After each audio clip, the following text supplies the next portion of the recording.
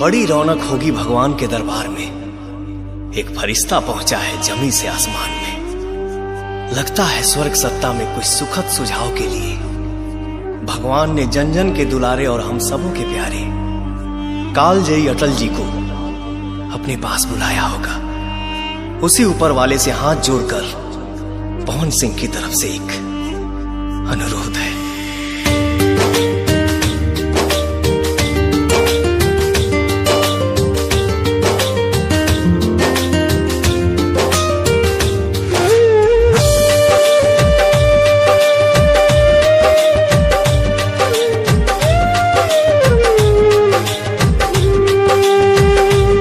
बिन अटल हिंदुस्तान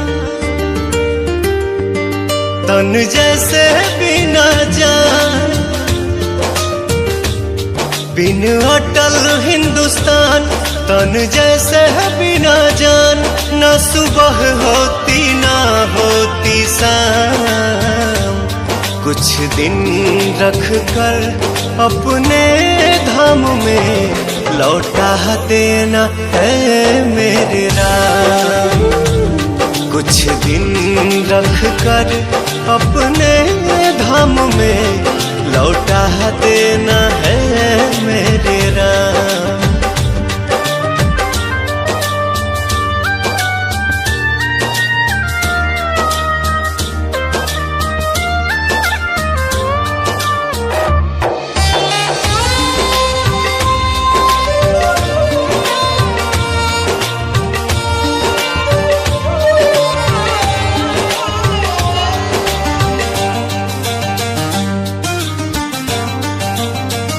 जन जन बेकल है, ना कोई हलचल है।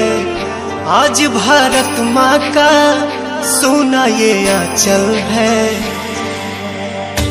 मौत की उम्र क्या है, 2 पल भी नहीं। मौत की उम्र क्या है, 2 पल भी नहीं।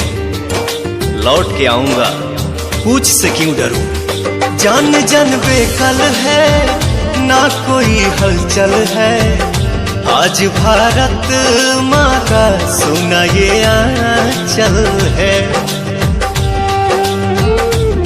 लाल देश का महान सरस्वती की जुबान, अभी जननी का बाकी है काम।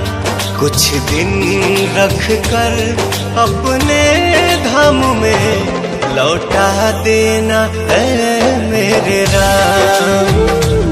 कुछ दिन रख कर अपने धाम में लौटा देना है मेरे राम।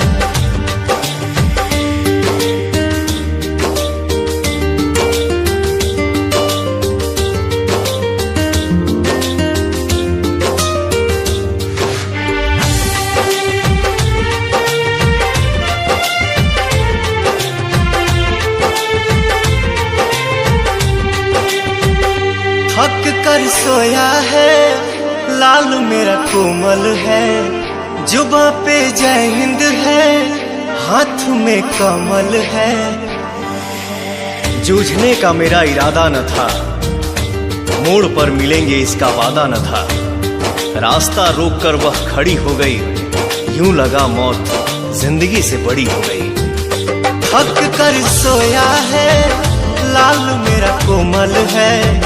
जुबां पे जय हिंद है, हाथ में कमल है। आज चूम के चरण कहे घुंघरू पवन, मन मतलबी भी करता सलाम। कुछ दिन रख कर अपने धाम में लौटा देना है मेरे राम। कुछ दिन रख कर अपने धाम में लौटा देना है मेरे राम।